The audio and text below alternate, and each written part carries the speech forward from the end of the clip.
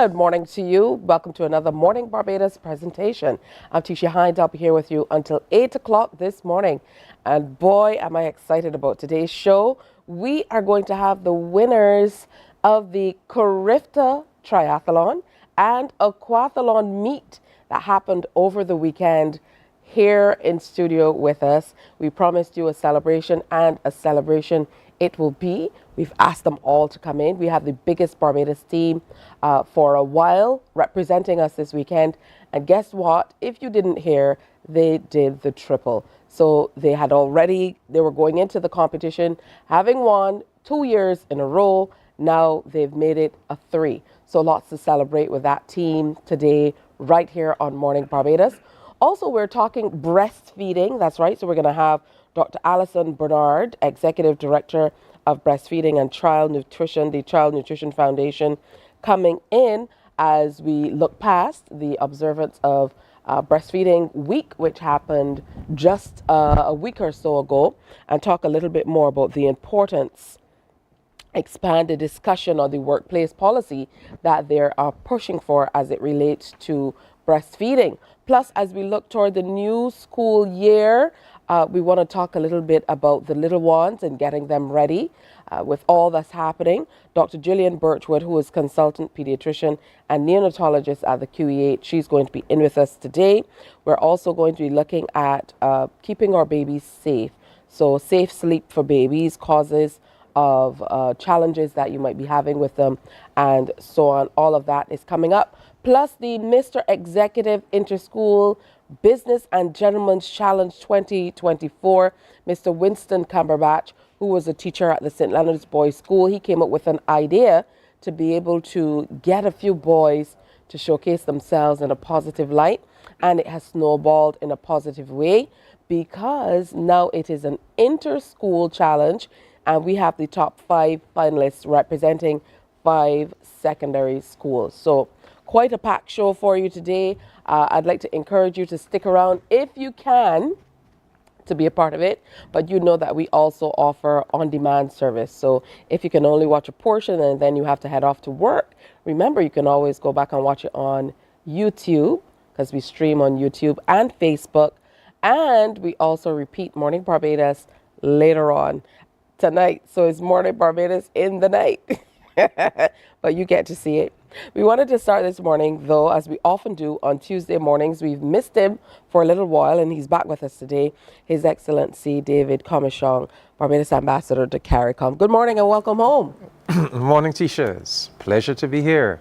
As always. Yeah, we had that break for the Olympics, but we are back now.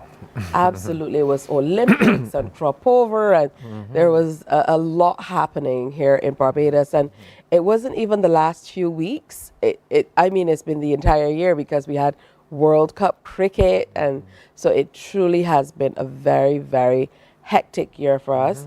But there's been a lot happening across the region.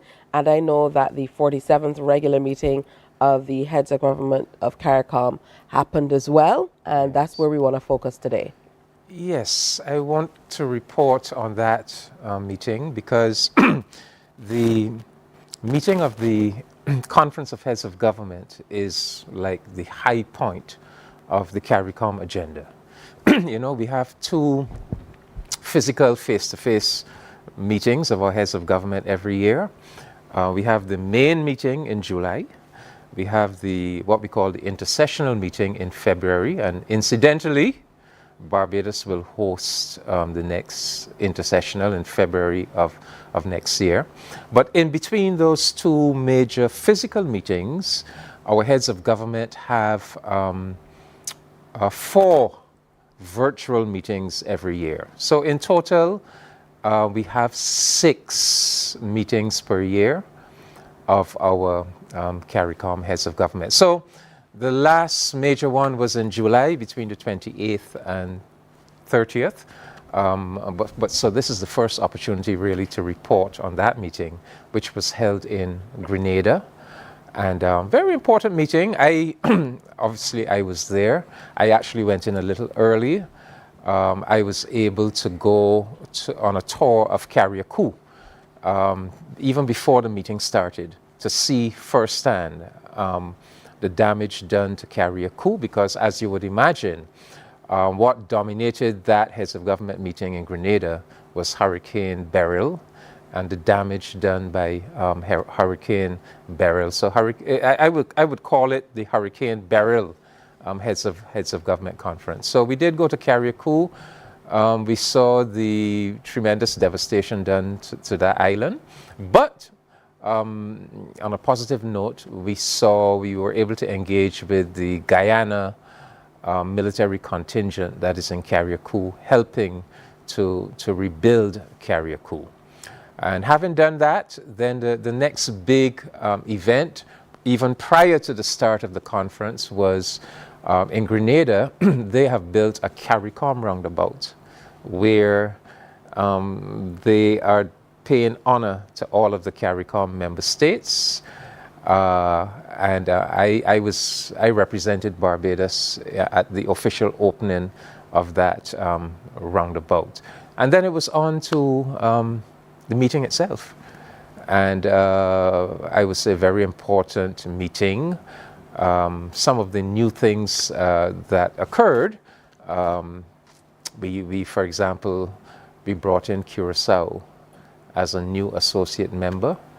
Some of the symbolic things that happened, we conferred the CARICOM's highest award on Sir Clive Lloyd and so forth. So those were some of the elements of the opening ceremony before we actually got into the main business of the meeting.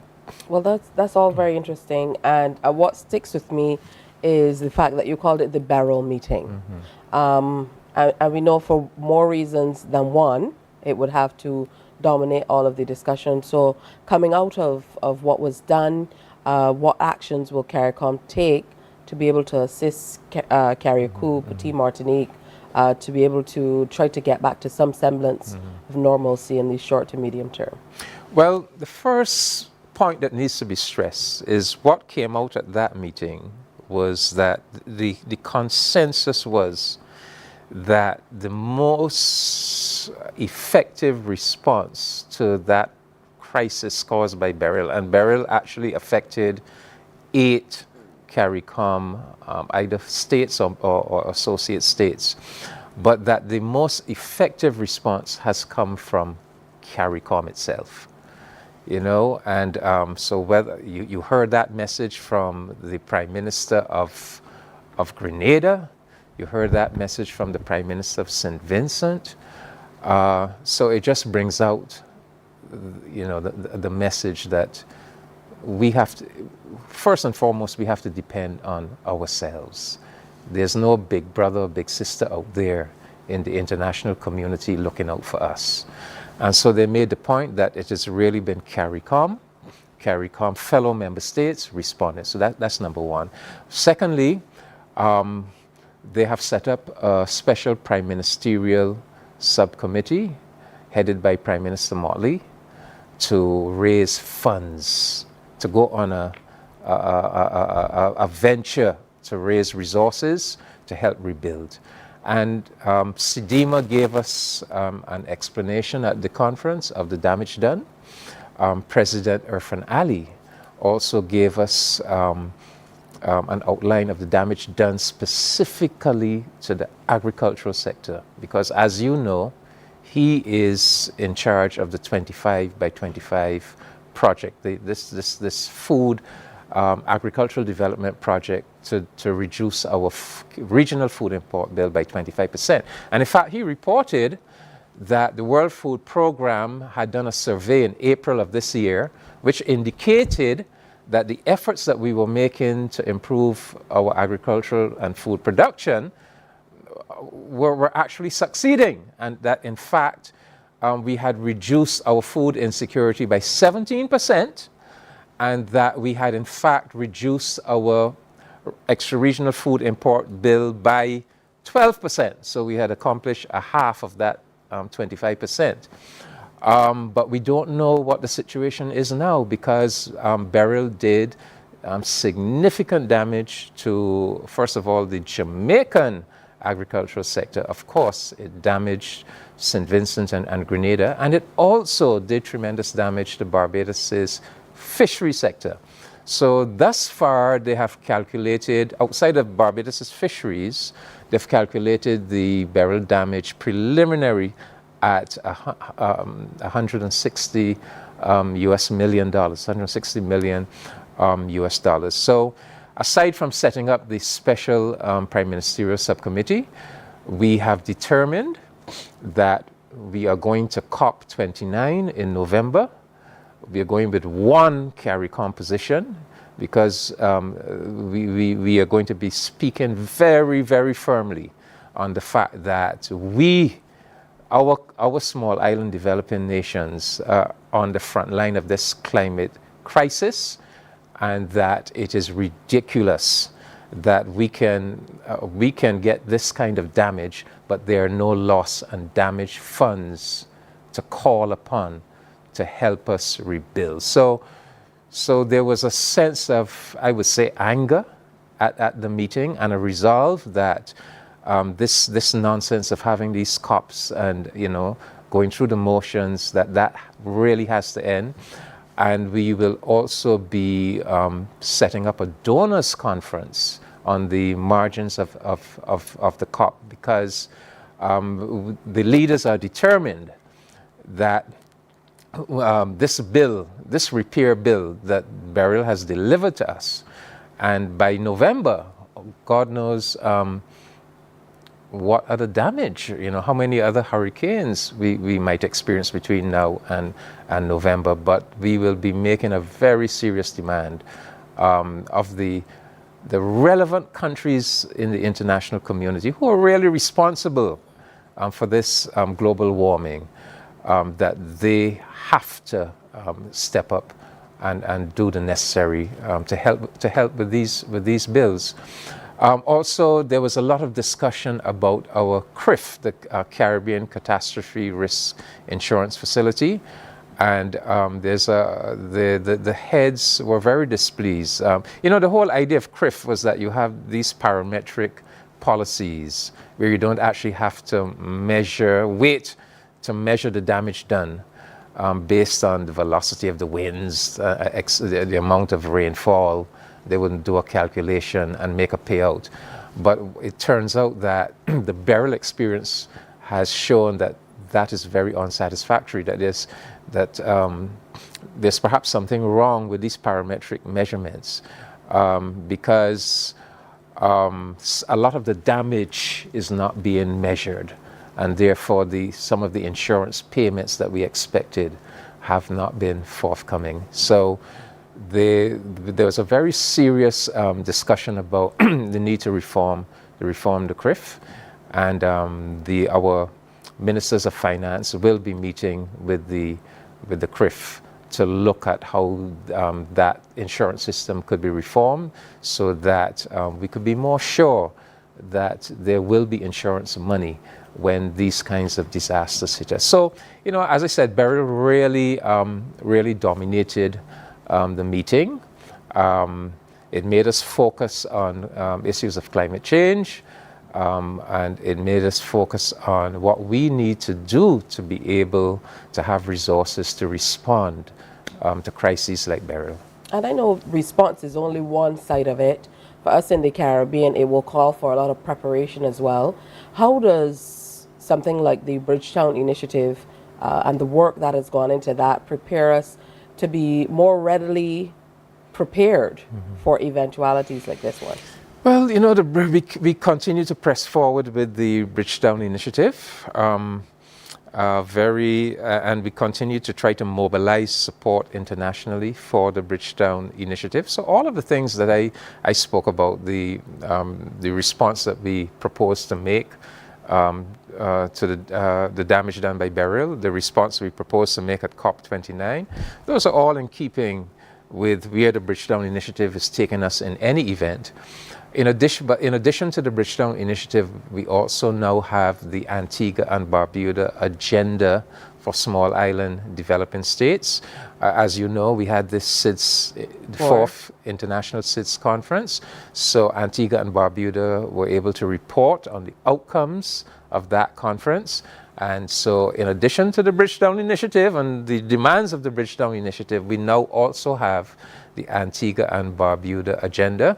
And that agenda sets out a 10-year time frame for achieving some of these demands, greater protection, building resilience for small island developing states against the climate crisis. So the CARICOM is really in the vanguard globally of the efforts to address the climate crisis, especially for small island developing states, and also we are in the vanguard of the effort to reform the international financial institutions. In fact, I would say the whole international economic order, to make it much more fair and protective of developing countries like ours. So we can, and that again, that was stressed at the conference, that when you look around, it is really CARICOM that is in the vanguard of these very important initiatives. And so the point was made again and again that CARICOM is really proving its worth, whether it is in helping member states respond to disasters like Beryl, or it is in really leading the international movement to reform important global structures and processes. It is CARICOM really pushing the envelope. And I know Prime Minister Deco Mitchell of Grenada, ironically, this was his opportunity to kind of step into the leadership seat at CARICOM as well. Yeah, well, I mean, he shone at the meeting. He took over chairman. He's the new chairman. And Grenada is responsible for science and technology within the CARICOM quasi-cabinet. So he came to the meeting with a very important initiative in the area of science and technology, specifically information communications technology. He came with an agenda for digital resilience, building digital resilience in the Caribbean. And under his lead, we are going to set up a digital skills fund. The idea will be to train no less than 10,000 of our CARICOM citizens in areas pertaining to the digital economy, cyber security, data analytics, etc., etc. The idea is that we, artificial intelligence, we must now position ourselves for this digital future. We must equip our citizens with the skills to be able to tap into, doing remote working, where they can live in the Caribbean but be employed globally, through the digital technologies. We are also going to pioneer telemedicine using the digital technologies to make medical services more widely available. So as one of the younger, I think he's the second I think President Ali is younger than him, but as one of the younger prime ministers, he is really leading in a very exciting way in that new sphere of activity, digital resilience. So that was important. That was something new that was added to the CARICOM agenda by him. Also adding something new to the agenda was Prime Minister Motley with the health development partnership for Africa and the Caribbean. This is a new health initiative that is being pioneered by Barbados, Rwanda, and Guyana in the first instance. And this is an initiative where we are going to take more control of our whole health system, public health. At one level, we are going to be setting up factories, pharmaceutical companies to actually manufacture much more of our own pharmaceuticals in the Caribbean and Africa, including vaccines. But this health development partnership also has aspects pertaining to education for health workers, making sure we are able to retain our highly trained and educated health workers in the Caribbean and Africa. Everything to do with how we can develop, how we can partner between the Caribbean and Africa to leverage our resources in the health field, to develop much more self-reliant and robust health system. So we had with us Dr. Haile Getahoon, an Ethiopian medical specialist who is part of who was actually part of the Barbados delegation, and he presented the Health Development Partnership. And the idea is that although Barbados, Rwanda, and Guyana are leading it, that the other CARICOM countries are welcome to join in it. So the meeting dominated by Beryl, also looking at the traditional CARICOM agenda, reporting back on whether CSME, but adding some new elements in terms of the Health Development Partnership, in terms of the digital resilience. So we did what we expect of CARICOM now as a mature organization, taking care of the fundamental aspects of our agenda, but also being futuristic, looking at challenges down the road and adding new elements to our agenda. All right, so some very interesting stuff coming out of the meeting then. Is interesting that you called it the Beryl meeting, obviously because of the direction that it took. But with so many other things happening across the region, you obviously would have had to take a peek back at what's happening in Haiti, definitely what's happening in Cuba and a few other areas as well. Yes, you're quite right. In fact, another feature of the meeting was the fact that we had with us Senator Edgard LeBlanc Fields, who is currently the chair of Haiti's Presidential Transitional Council. So in a sense, he's the interim president of Haiti. He came to the meeting, and that is significant because he is representative of this new transition process that is in place, and he was able to give a measured but to some extent an encouraging report. I mean, the most promising thing he said was that he felt that the security situation was improving somewhat with the presence of the 400 Kenyan police personnel in Haiti now. And a sign of the improvement was that some 80,000 students from the Port-au-Prince metropolitan area were able to sit their exams. So some schools have reopened, some level of normalcy, but he did stress that in spite of these encouraging signs that the security situation is still dire, the humanitarian situation is still dire. So we heard him, we listened very carefully to him. The heads pledged that they're going to stay the course with Haiti. Countries pledged humanitarian aid to Haiti. The Bahamas indicated that it is reviving its own diplomatic presence in Haiti. So that was very important as we continue to keep tabs on what is happening in Haiti. Our eminent persons group, it was indicated that they would be back in Haiti in August to continue their work.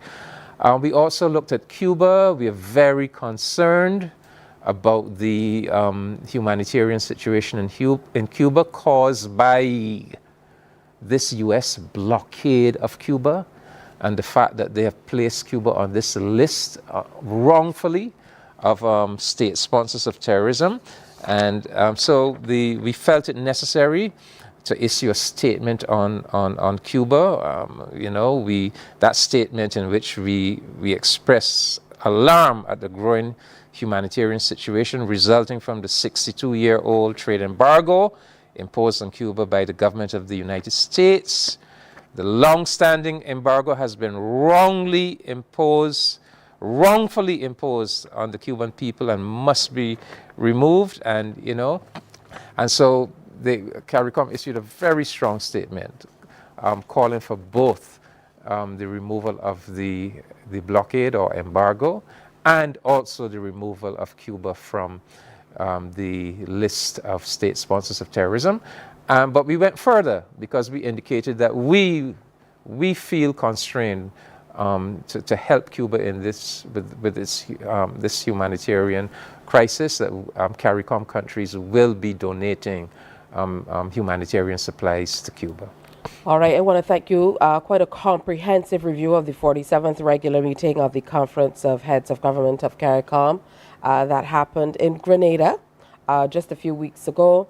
We certainly look forward to all of the positive things that will come out of the work that the heads of government are doing, trickle down to the rest of us all across the region. So thank you, as always, for coming in and sharing with us. We most certainly look forward to hearing more about what's happening across CARICOM. My pleasure, Tisha. We just need our citizens to know that we are doing work. We have a very important collective agenda, and it's just important that we all keep very committed to it and keep pushing it as much as possible. Absolutely. All right, Ambassador David Comishong, Barbados Ambassador to CARICOM, giving us an update on all that happened at the last CARICOM meeting. Time for a break here on Morning Barbados, but stay with us. Lots more is coming. Morning, morning, morning. Good morning. Good morning to you. There is a saying, you can find a Bajan anywhere. Are you a Bajan living abroad? Or do you know of one who has migrated to another country? Well, we at Mornin Barbados would love to have you or them on our Bajan Afar segment. Share your amazing stories, experiences, and how you have adapted to a new culture. Send us an email to morninbarbados@cbc.bb, and together we will travel the world.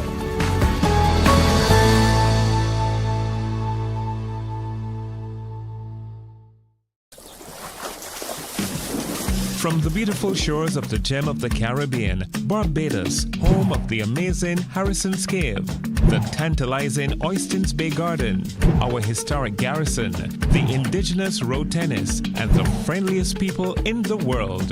We are 94.7 FM, the ultimate Bajan experience.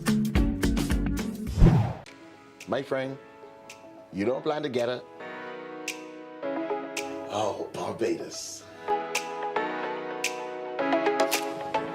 Hey, I'm KB Clean. Join me 6 a.m. until 10 a.m. right here at 94.7, the best and ultimate Bajan experience. My show is called Bajan to the Bone.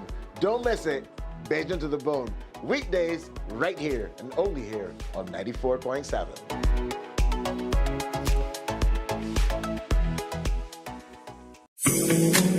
The facts say Morning Barbados reaches an audience of over 50,000 and Newsnight reaches over 56,000. It's simple. When you advertise, you're getting your message to over 50,000 of your potential customers. Make the call to CBC Sales Department today and watch your business grow. Contact us at 467-5559 or email marketing@cbc.bb. We enjoy a game of dominoes and singing karaoke. Morning, morning. Good morning. Good morning to you. Welcome back to Morning Barbados. I certainly hope you're having a great day today. It's Tuesday. I'm trying to figure out the days. You know how it works sometimes. I'm really excited about the winning Barbados Carifta Aquathlon and Triathlon team spending some time with us this morning. I really look forward to having them in studio. So make sure you call in and celebrate and send your messages and put them up online and show them our appreciation. We're joined now by Dr. Alison Bernard, Executive Director of Breastfeeding and Child Nutrition Foundation, the Breastfeeding and Child Nutrition Foundation.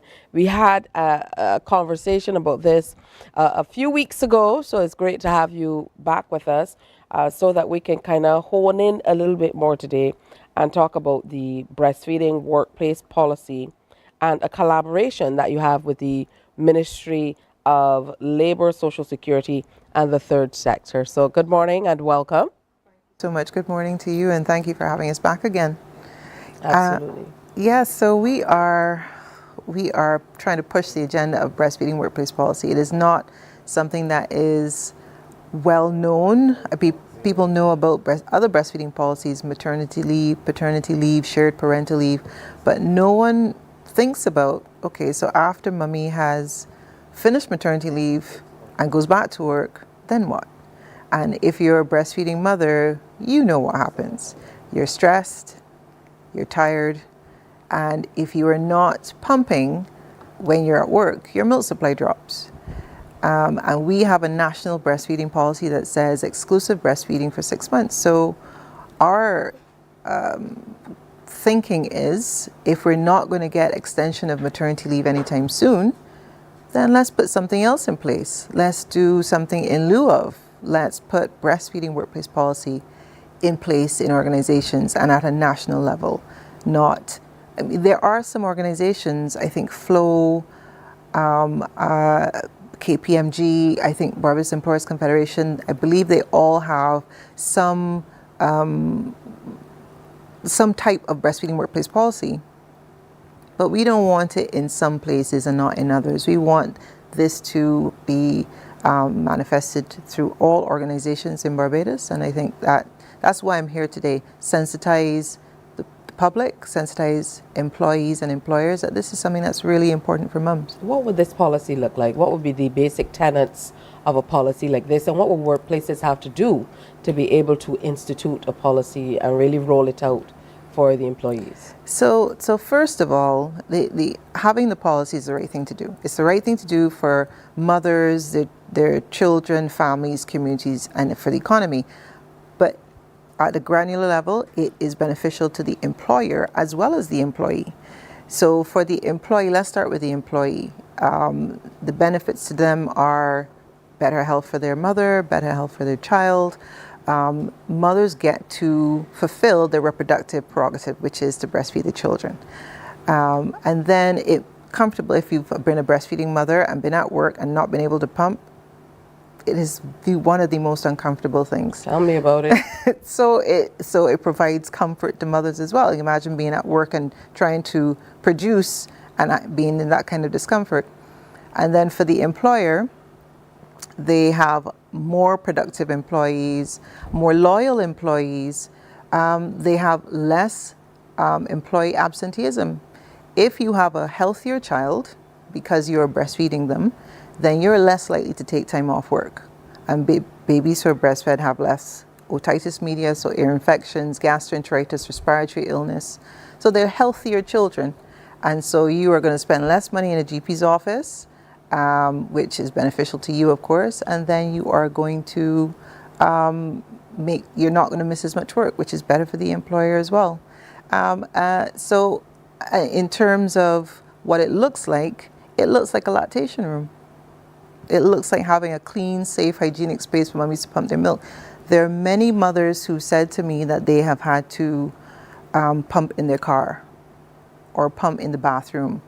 And this is not what we should be doing in the 21st century for mothers in this country. We make up almost 50% of the labor force in this country.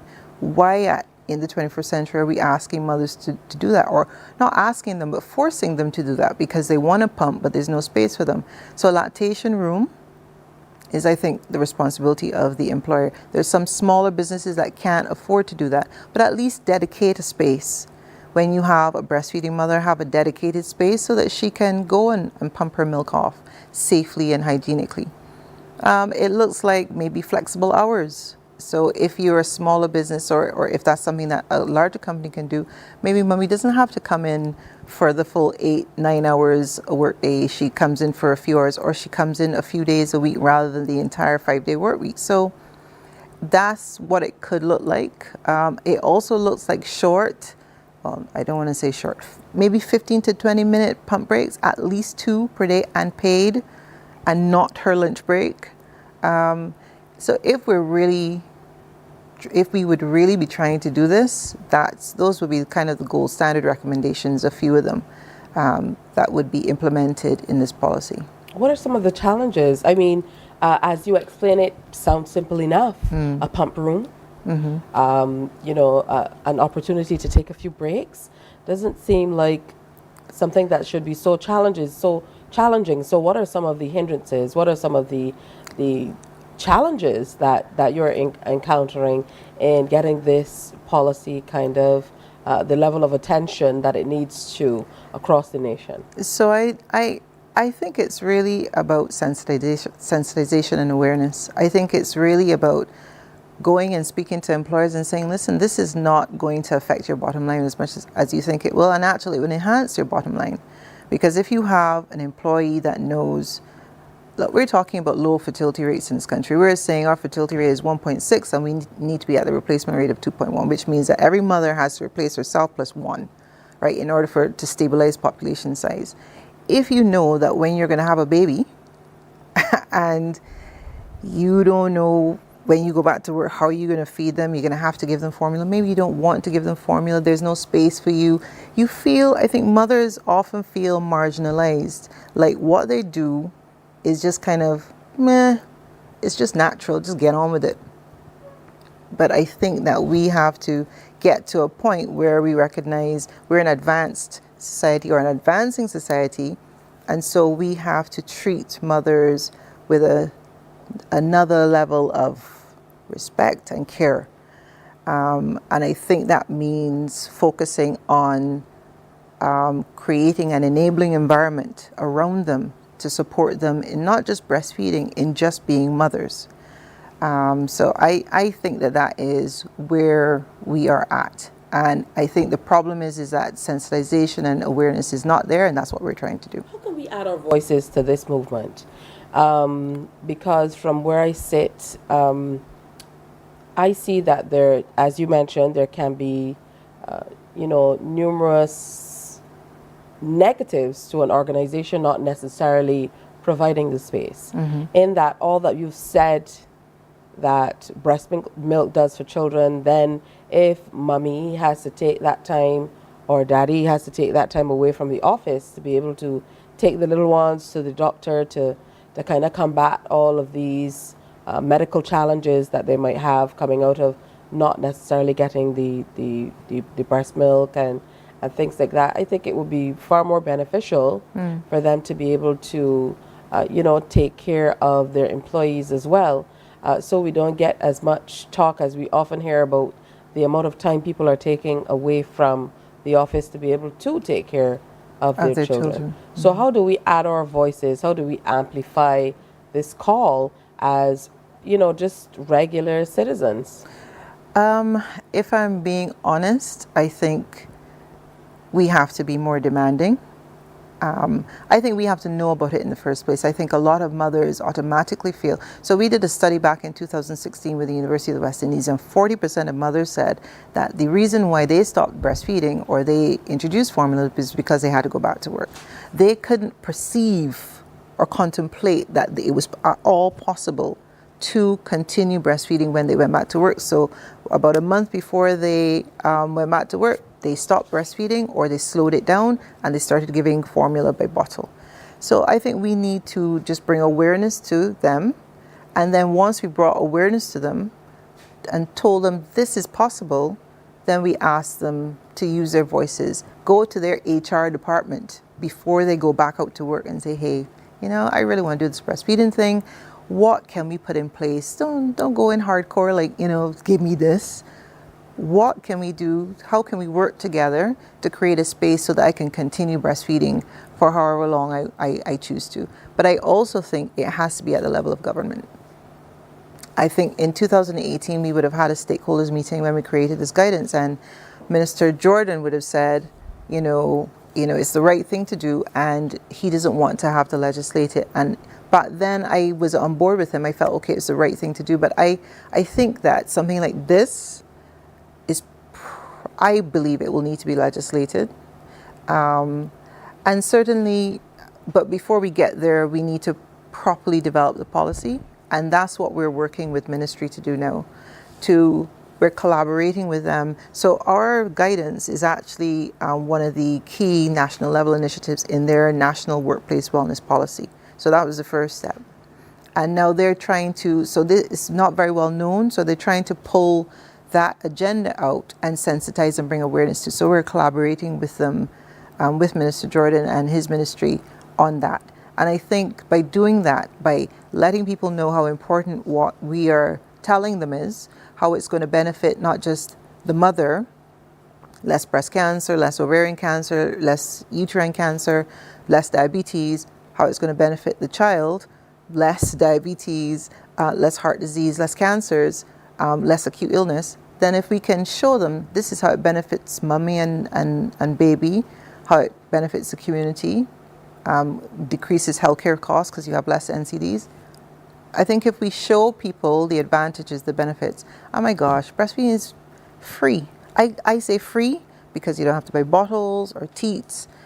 You don't have to do a lot of scrubbing of bottles. It's you free don't in have terms to of buy time. formula, so there is an economic Oh my gosh, why didn't I start with impact. that? Exactly. Formula is expensive. It is $30 to $50 a tin.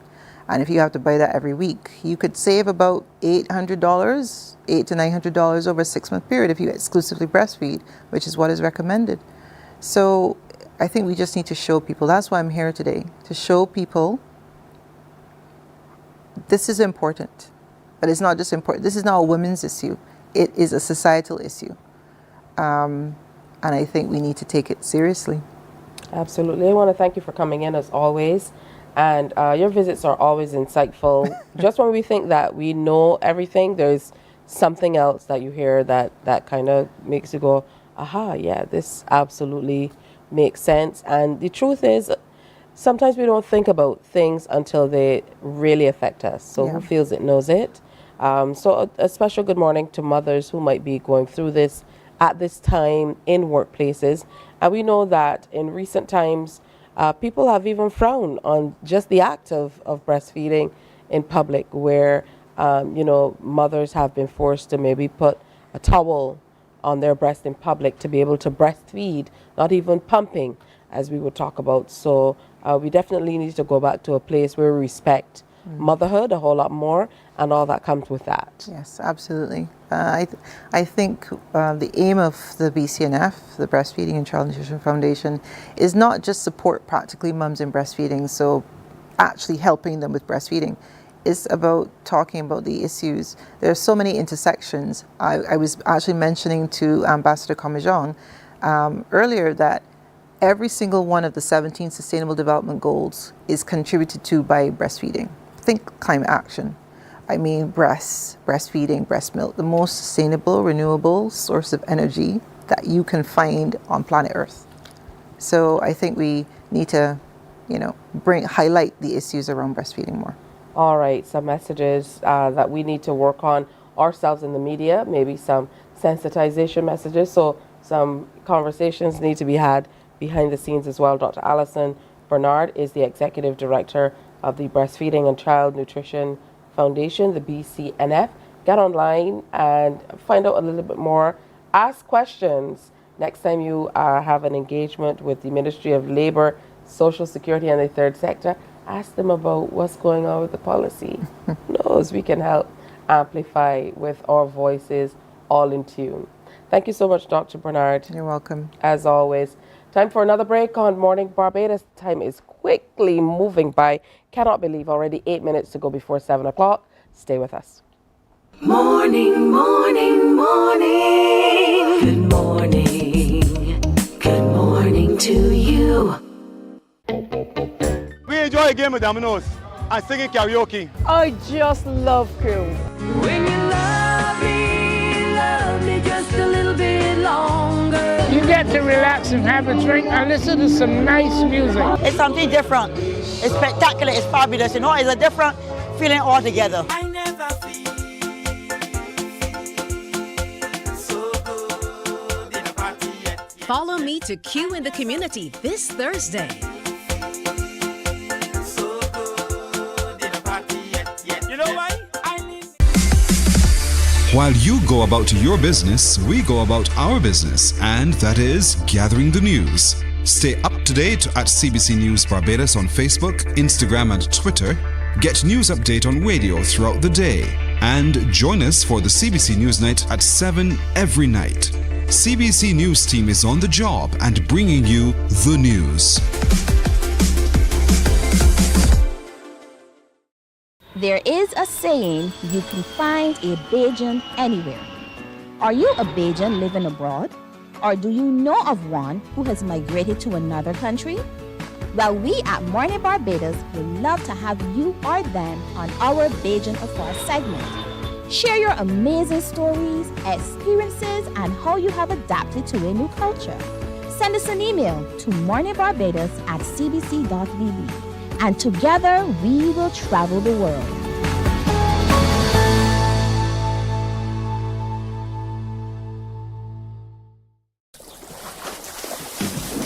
From the beautiful shores of the gem of the Caribbean, Barbados, home of the amazing Harrison's Cave, the tantalizing Oystins Bay Garden, our historic garrison, the indigenous road tennis, and the friendliest people in the world. We are 94.7 FM, the ultimate Bajan experience. My friend, you don't plan to get it? Oh, Barbados. Hey, I'm KB Clean. Join me 6 a.m. until 10 a.m. right here at 94.7, the best and ultimate Bajan experience. My show is called Bajan to the Bone.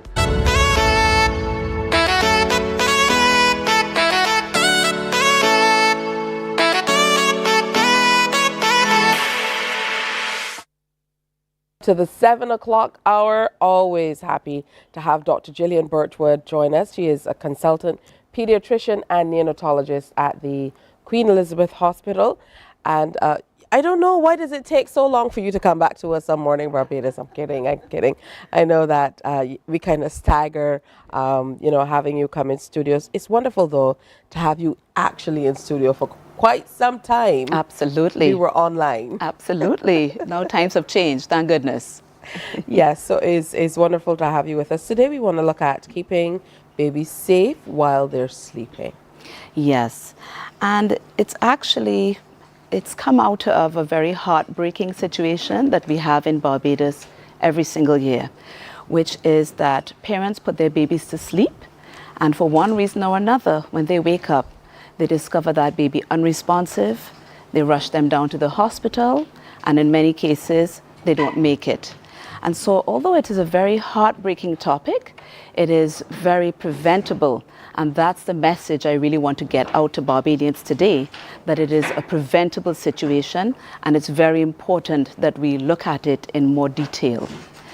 Some of the more common causes, or two of the more common causes of sudden unexpected infant death are SIDS, which is sudden infant death syndrome, and also another cause is where you have asphyxiation, which is basically strangling or suffocation of the sleeping baby.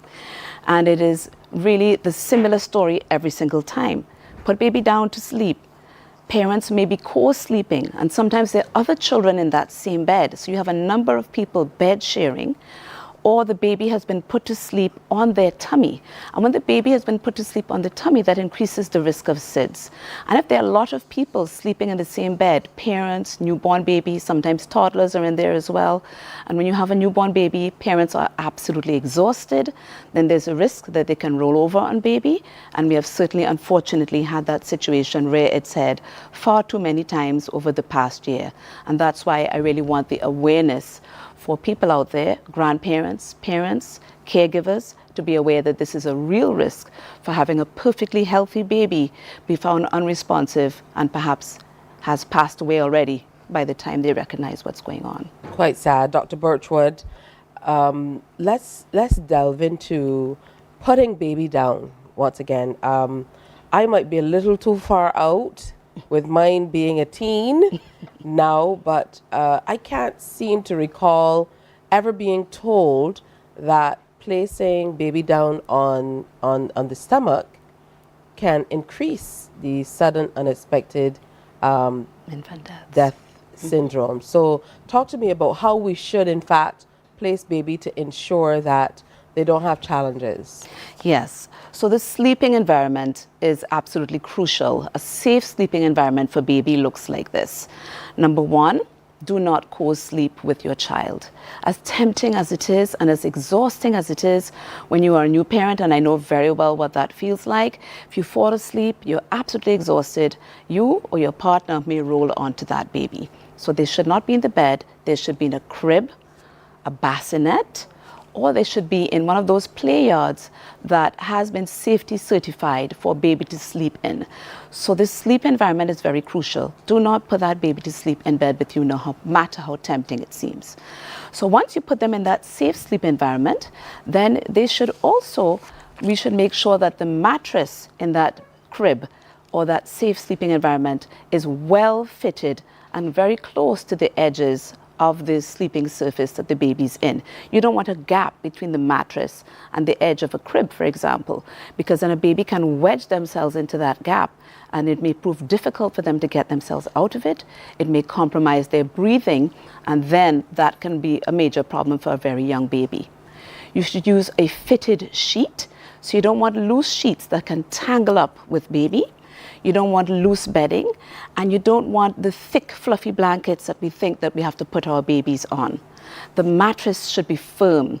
Imagine how you feel when you fall asleep on a soft mattress and you wake up in the morning. How does your back feel? It feels terrible. The same thing for babies. So they should have a thin, firm mattress.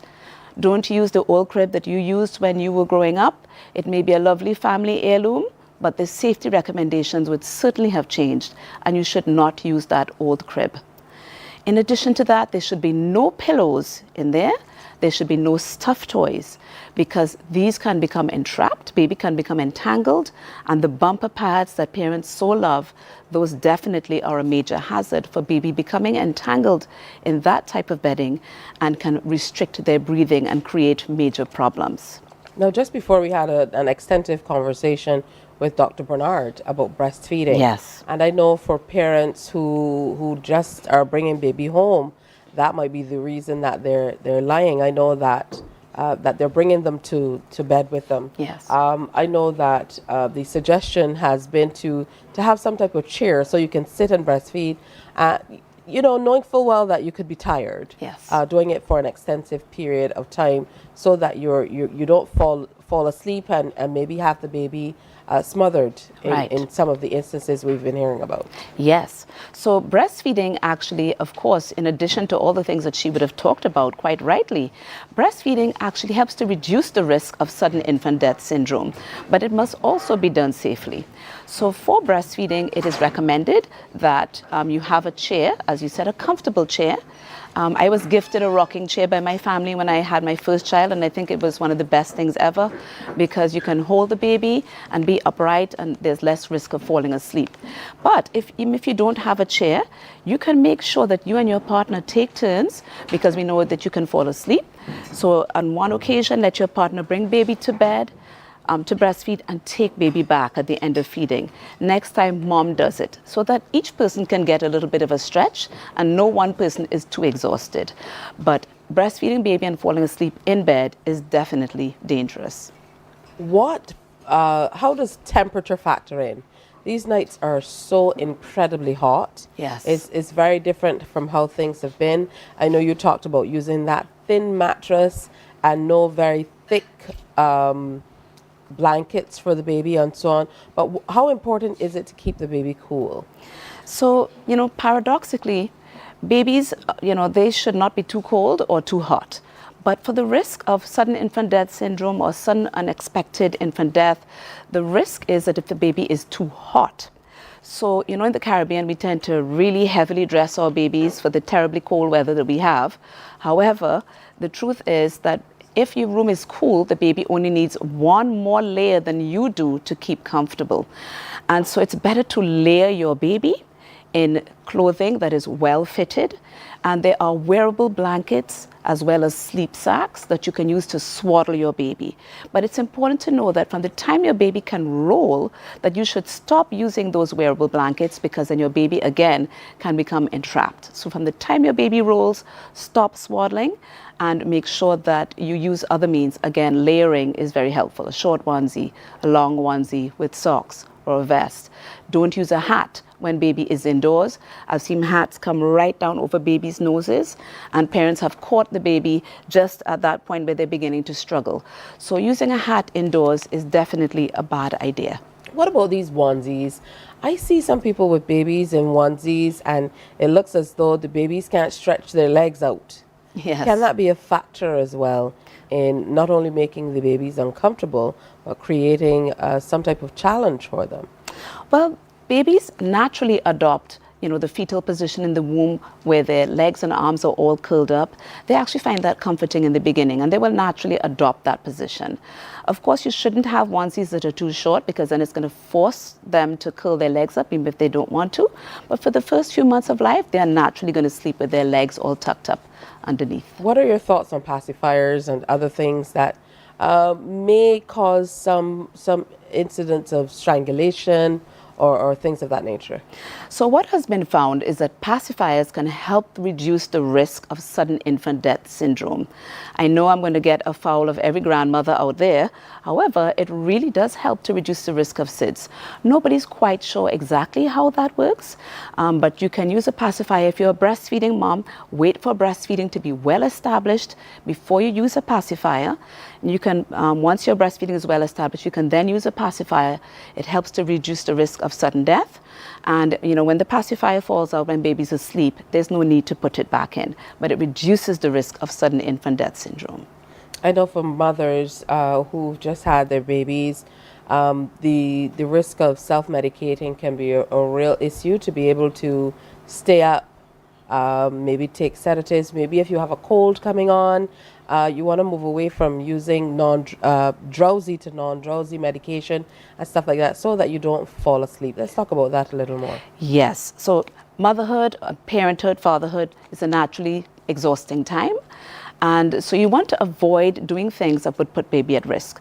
Don't smoke marijuana, for example. Well, it's not a good idea in any case, but definitely don't do it, especially when you have a newborn baby, because it can have a sedating effect on the person who's using it.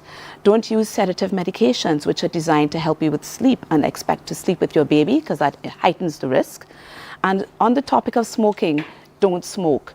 Smoking dramatically increases the risk of having a baby with sudden infant death syndrome, even if you smoke outside, even if you don't smoke around the baby, even if you don't smoke in the same room, it dramatically increases the risk.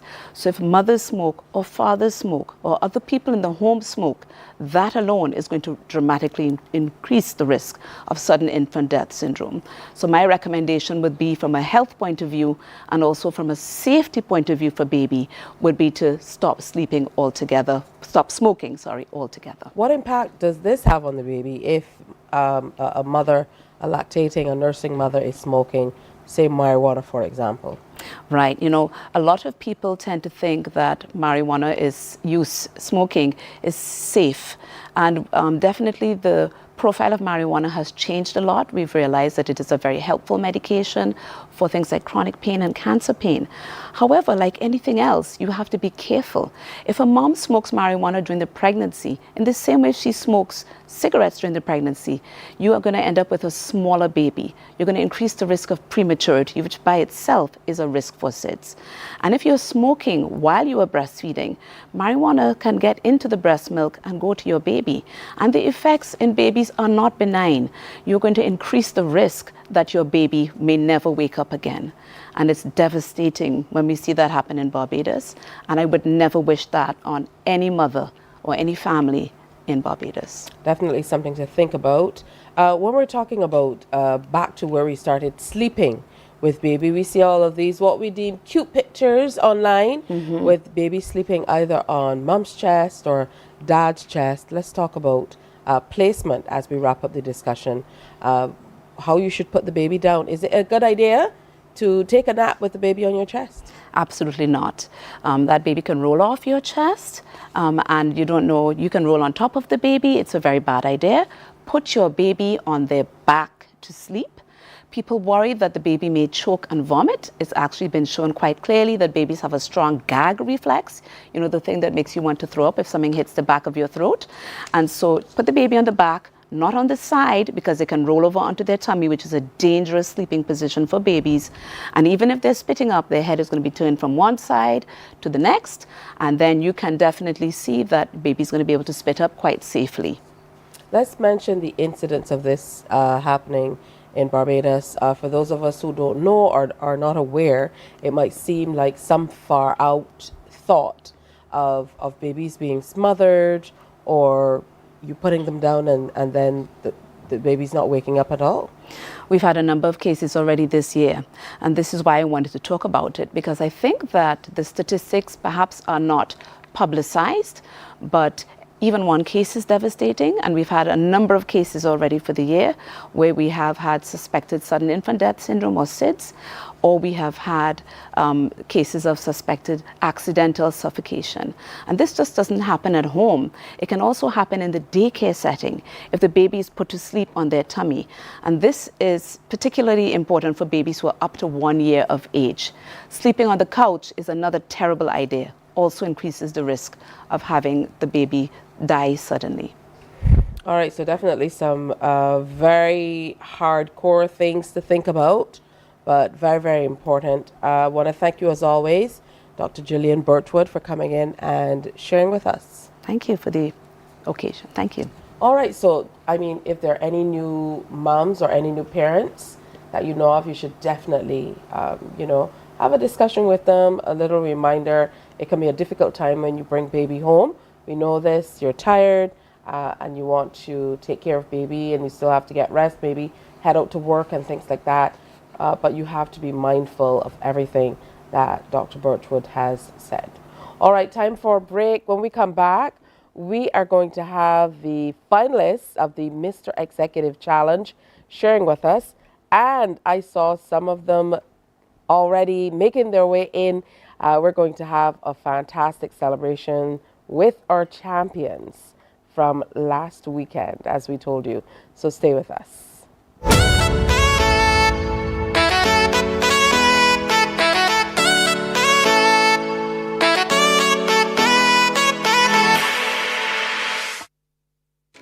My friend, you don't plan to get it?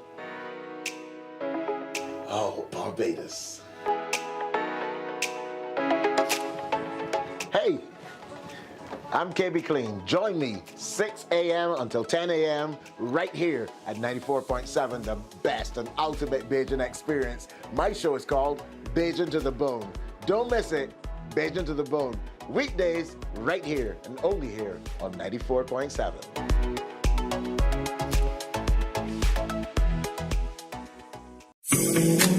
The facts say Morning Barbados reaches an audience of over 50,000 and Newsnight reaches over 56,000. It's simple. When you advertise, you're getting your message to over 50,000 of your potential customers. Make the call to CBC Sales Department today and watch your business grow. Contact us at 467-5559 or email marketing@cbc.bb.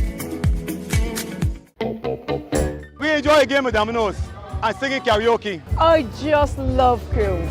When you love me just a little bit longer. You get to relax and have a drink and listen to some nice music. It's something different. It's spectacular. It's fabulous. It's a different feeling altogether. I never feel so good in a party yet. Follow me to Q in the Community this Thursday.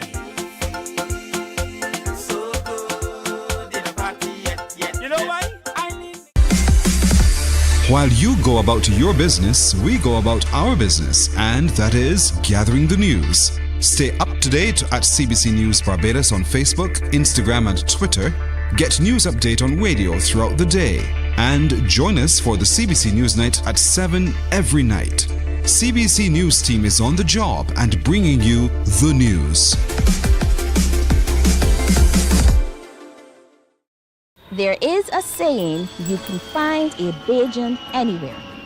Are you a Bajan living abroad? Or do you know of one who has migrated to another country? Well, we at Mornin Barbados would love to have you or them on our Bajan Afar segment. Share your amazing stories, experiences, and how you have adapted to a new culture. send us an email to morninbarbados@cbc.vb. And together we will travel the world.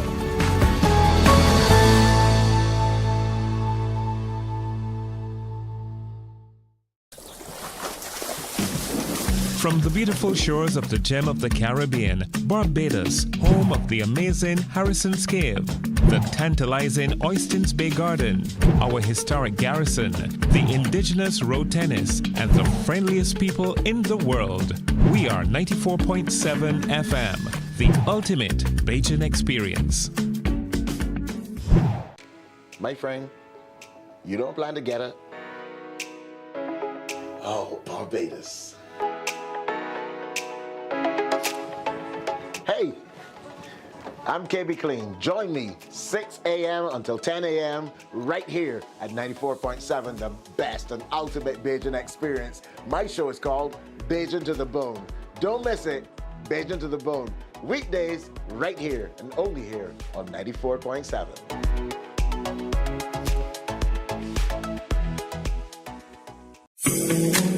The facts say Morning Barbados reaches an audience of over 50,000 and Newsnight reaches over 56,000. It's simple. When you advertise, you're getting your message to over 50,000 of your potential customers. Make the call to CBC Sales Department today and watch your business grow. Contact us at 467-5559 or email marketing at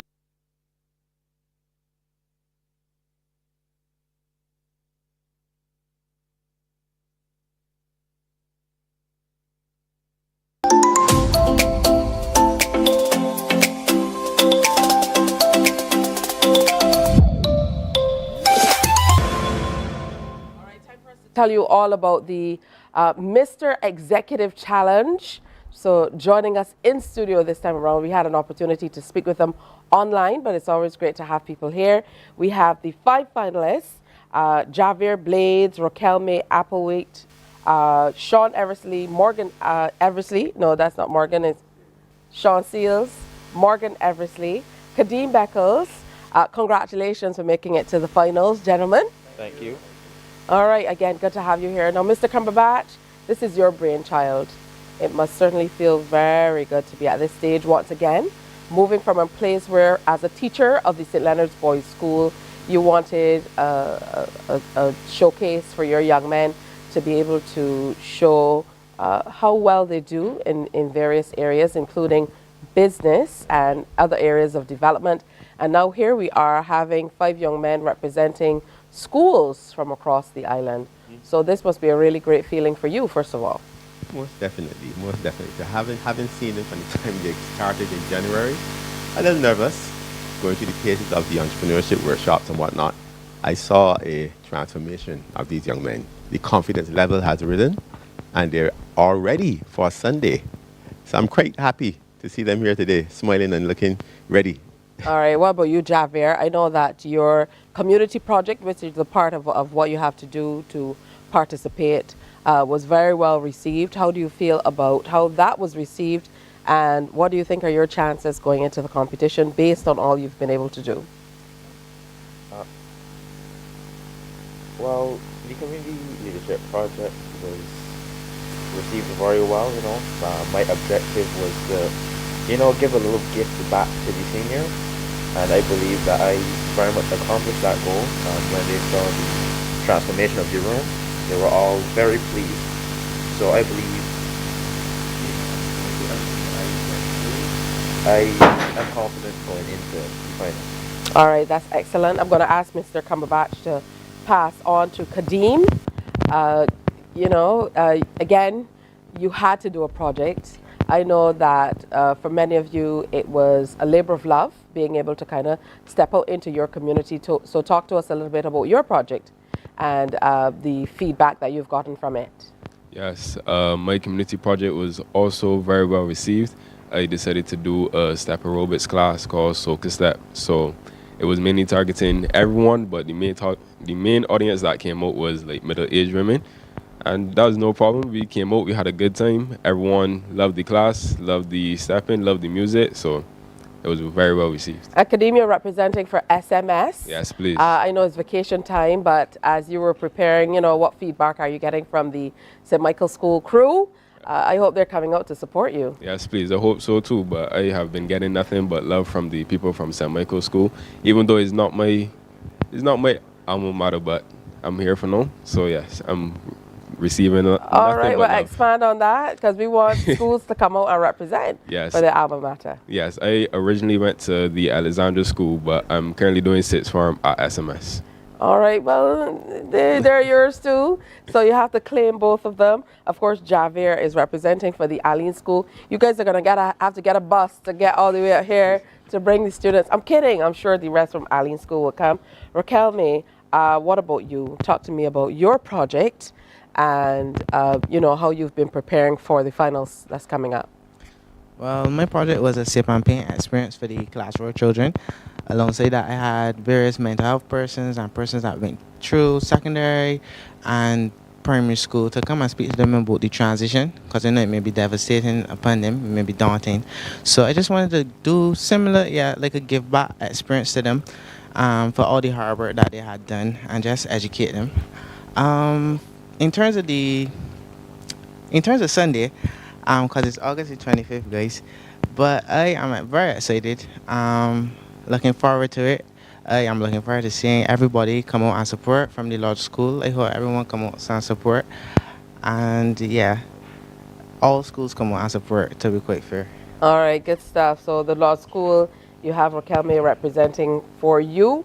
Sean, talk to me about your project and how you're prepping for Sunday's presentation. Well, my community project was a fun walk between the students of the St. Stephen's Primary School. We did the reason for the walk, I wanted to start away by promoting healthy lifestyle in primary schools and eventually branch off to secondary schools.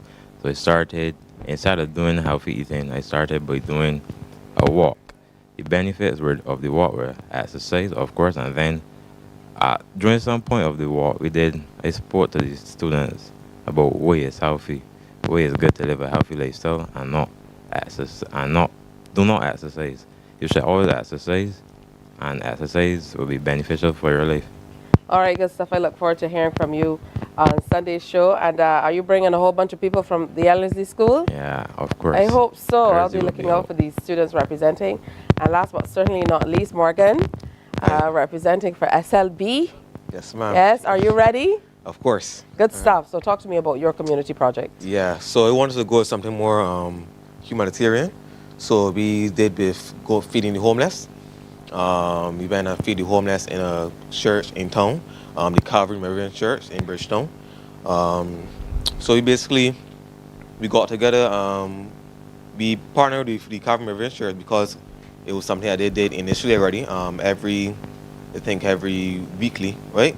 So we partnered with them, we get together some packages that had different snacks and stuff and with biscuits and stuff like that.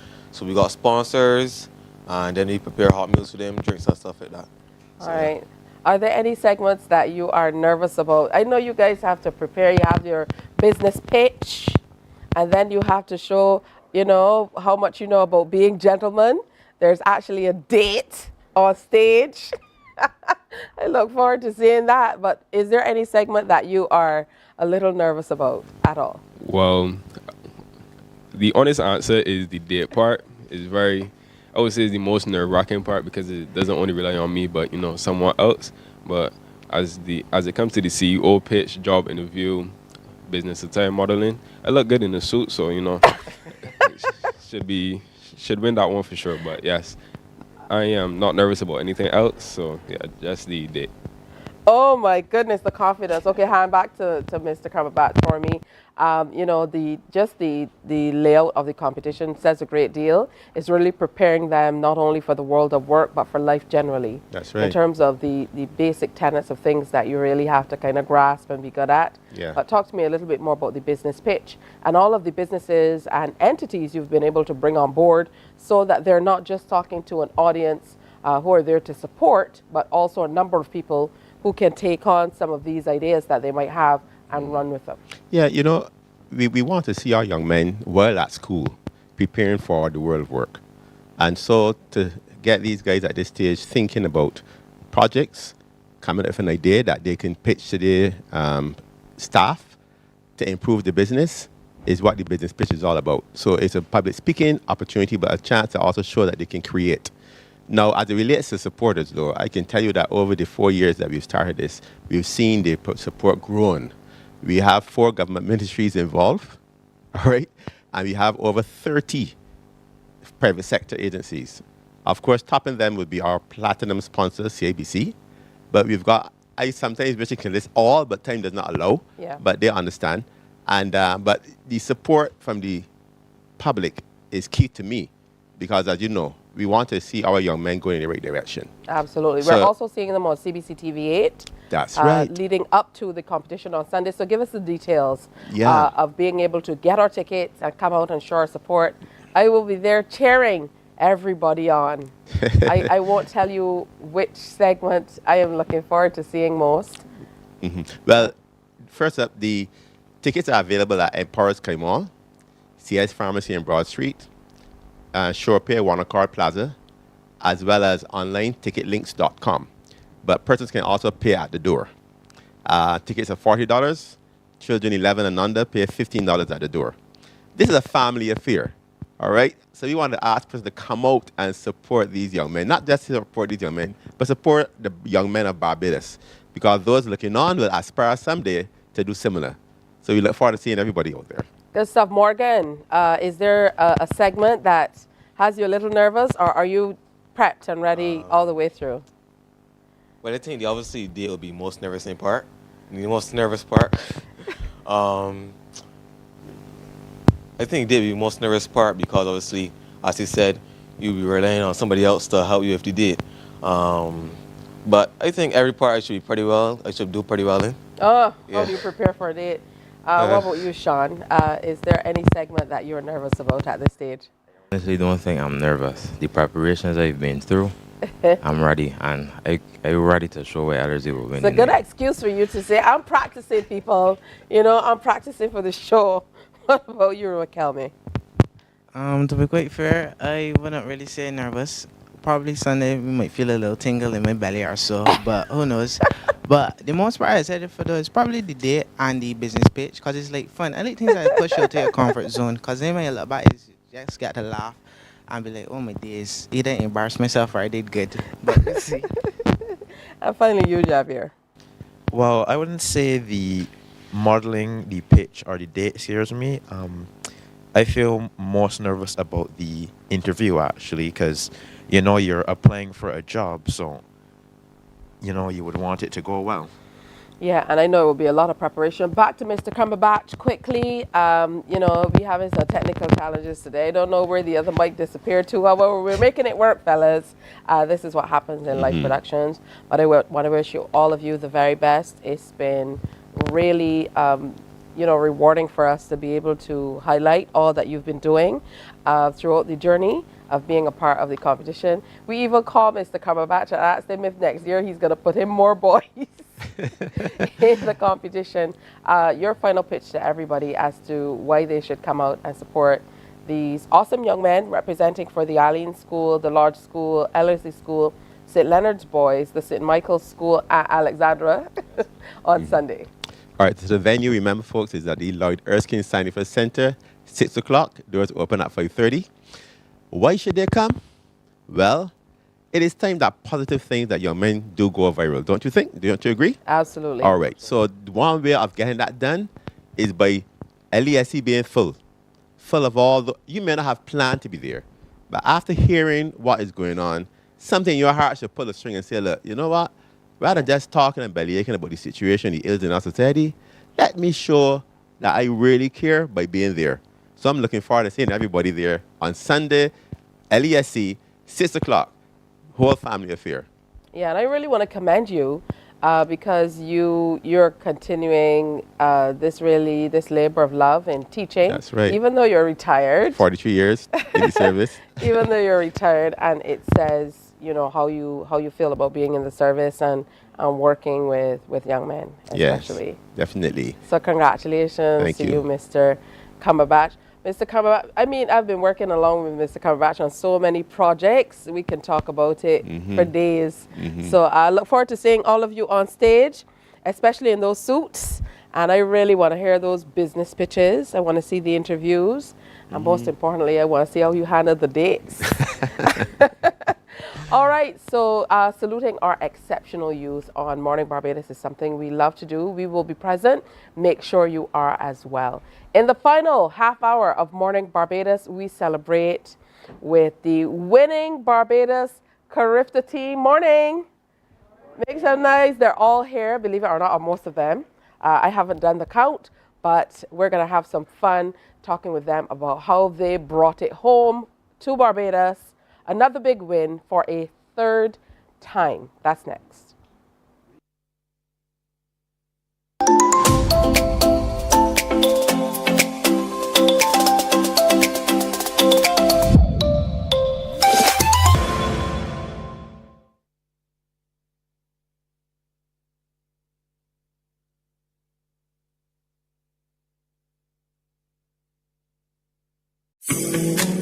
The facts say Morning Barbados reaches an audience of over 50,000 and Newsnight reaches over 56,000. It's simple. When you advertise, you're getting your message to over 50,000 of your potential customers. Make the call to CBC Sales Department today and watch your business grow. Contact us at 467-5559 or email marketing@cbc.bb. We enjoy a game of dominoes and singing karaoke. I just love cruise.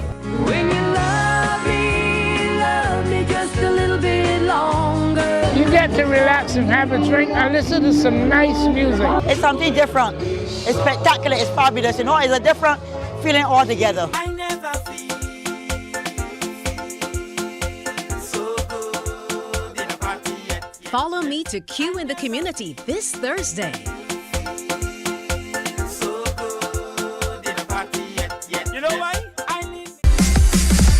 While you go about your business, we go about our business, and that is gathering the news. Stay up to date at CBC News Barbados on Facebook, Instagram, and Twitter. Get news update on radio throughout the day. And join us for the CBC News Night at 7 every night. CBC News team is on the job and bringing you the news. There is a saying, you can find a Bajan anywhere. Are you a Bajan living abroad? Or do you know of one who has migrated to another country? Well, we at Mornin Barbados would love to have you or them on our Bajan Affair segment. Share your amazing stories, experiences, and how you have adapted to a new culture. Send us an email to morninbarbados@cbc.bb. And together we will travel the world.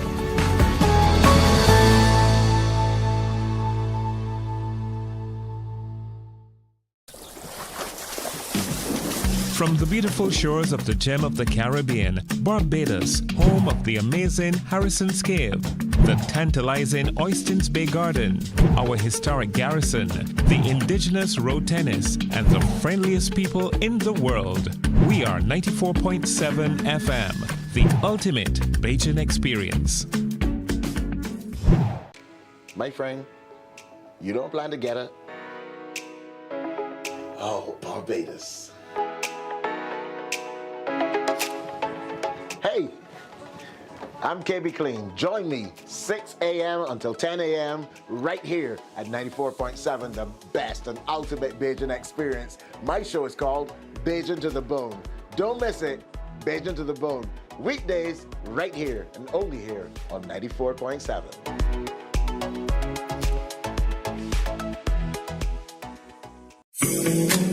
The facts say Morning Barbados reaches an audience of over 50,000 and Newsnight reaches over 56,000. It's simple. When you advertise, you're getting your message to over 50,000 of your potential customers. Make the call to CBC Sales Department today and watch your business grow. Contact us at 467-5559 or email marketing@cbc.bb. We enjoy a game of dominoes and singing karaoke. I just love cruise. When you love me get to relax and have a drink and listen to some nice music. It's something different. It's spectacular. It's fabulous. You know, it's a different feeling altogether.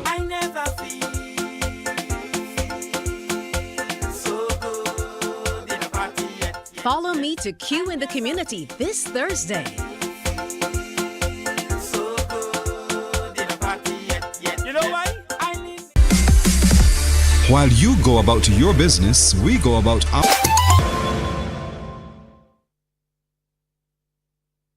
For our Carifta Triathlon and Aquathlon team. They're joining us here this morning. Good morning. Good morning. So congratulations to all of you. Thank you. That was like a lackluster thank you, but you know, they are welcome to just be a little laid back and hoping that they could sleep in a little bit, at least for today. So I want to thank all of you for coming out and sharing with us, agreeing to come out and share with us this morning. Good morning, Carrie. I know that there must be a big smile on your face this morning, you know, based on all that transpired this weekend. I want you to hold the mic. I'm mic'd up. Oh, you're mic'd up. Yeah, Okay, I might be sleeping. All right, so, you know, tell me about the meet generally and all that we were able to accomplish with this team. Yeah, well, good morning to everybody. Good morning. The event went fantastic. The kids were all fantastic, not only athletically, but also they played a big role in supporting each other. They played a role in thanking all the volunteers. They were just overall great kids. All right, excellent stuff. Kane, team captain. You told us last week when you were here that you intended to better everything that you'd done in previous years, and you most certainly did quite well. Talk about your performance. Well, for me, I didn't really get to perform. I got sick the week of the event, so I didn't get to do the triathlon on Saturday. Then I started and didn't finish the aquathlon on the Sunday, but I got to do the mixed relay.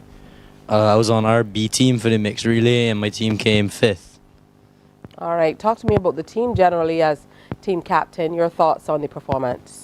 I think everyone performed really well. We had a few standout performances. Finn won both his events. We had Yele win both his events as well. Layla had a first and a second, and then Zara and Isis Gaskin also both won both of their events.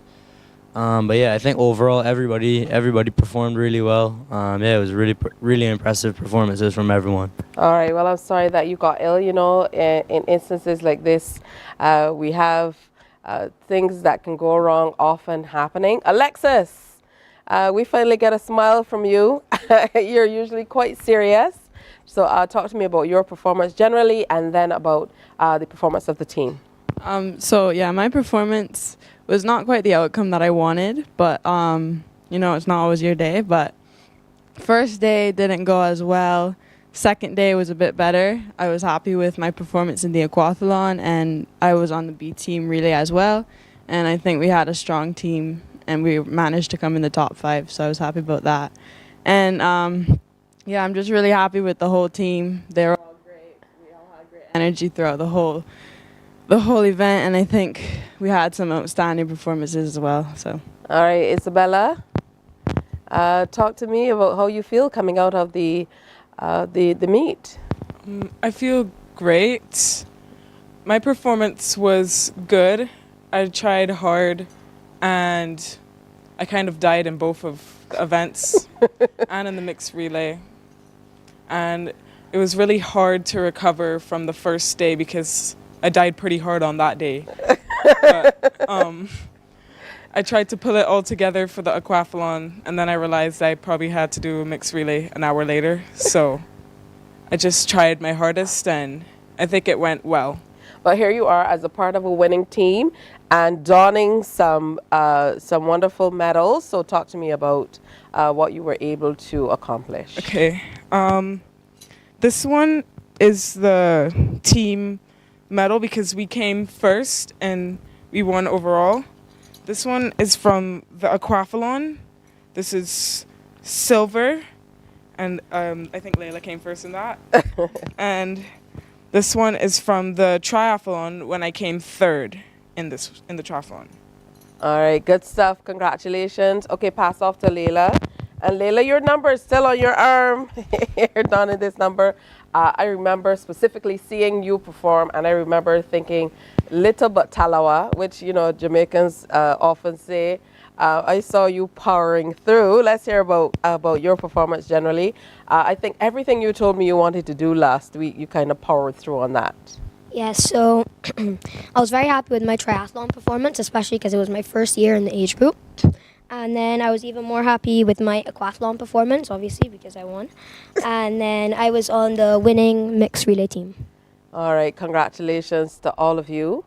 You did a fantastic job. What's on display here for us? First place, triathlon. Tell us all about this. Pass it back to Alexis so that Alexis can share what's happening here. Yes, that's our, I'd say you call that a trophy, or like, I don't know what you call that. Yeah, Carrie? Yes, the overall team trophy for Barbados winning the overall championship for the third time in a row, I might add. Third time. It must feel really great. I know the effort that you have to put in. I grew up with a bestie who became an Olympic swimmer for Barbados. So I know the efforts that has to go. We're going to take a quick break and come on back. Stay with us.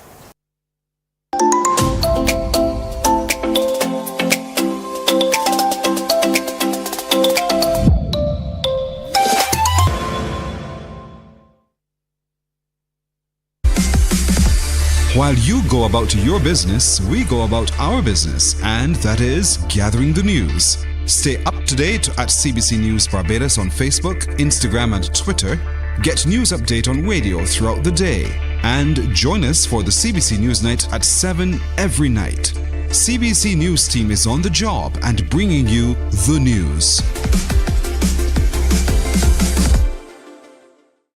There is a saying, you can find a Bajan anywhere. Are you a Bajan living abroad? Or do you know of one who has migrated to another country? Well, we at Mornin Barbados would love to have you or them on our Bajan Affair segment. Share your amazing stories, experiences, and how you have adapted to a new culture. Send us an email to morninbarbados@cbc.bb.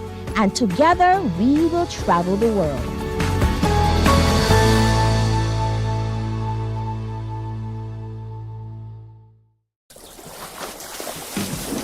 From the beautiful shores of the gem of the Caribbean, Barbados, home of the amazing Harrison's Cave, the tantalizing Oystins Bay Garden, our historic garrison, the indigenous road tennis, and the friendliest people in the world.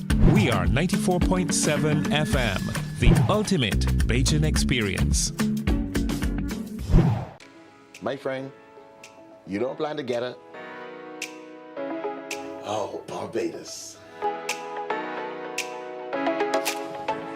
Hey, I'm KB Clean. Join me 6 a.m. until 10 a.m. right here at 94.7, the best and ultimate Bajan experience. My show is called Bajan to the Bone. Don't miss it, Bajan to the Bone. Weekdays right here and only here on 94.7.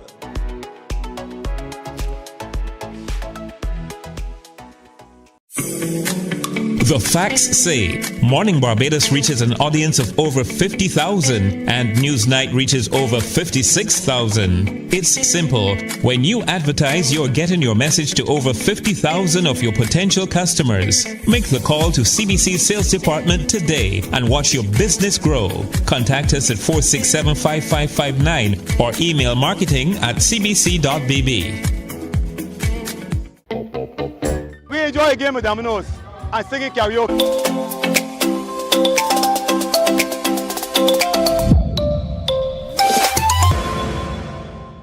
Minutes to go before the 8 o'clock hour. We definitely are trying to get through bringing all the athletes up to be able to share with them. So happy to join me on stage now. We have Finn, Zach, Victory, Ayofemi, and Asia. Congratulations to all of you. Now, Finn, you had some very strict rules for yourself going into this particular competition. Let's talk about the execution. I think I can't say that I am not pleased with it. I don't think much went wrong with the execution. I did good. I got points for my team overall, which helped us to win, and I got a couple golds, so I'm very pleased overall. All right. Well, when we look at the overall performance, what are you most pleased with, particularly because I know that you're studying outside the island, and all of this will go toward your overall dreams? I think my triathlon I was probably the happiest with, and then my ride I felt comfortable in compared to how it used to be. So I think I can feel the difference, and I just feel the general progression in the different aspects of the sport, which I'm overall very pleased with. All right, that's good stuff. How did it feel to be at home, Zach, and performing before a home crowd and winning generally? Yeah, it felt great. I felt at home. I've raced here before, so it was good. Tell me about your performance. Yeah, I was happy with the aquathlon, but the triathlon, not my best performance, but it was still good. All right, good stuff. Well, keep on keeping on. Tell me about this wonderful medal around your neck and how it makes you feel to be able to wear it. Yeah, it makes me feel good, but yeah, just happy with our performances. All right, good stuff. Victory. Yeah, talk to me about your execution on the days of.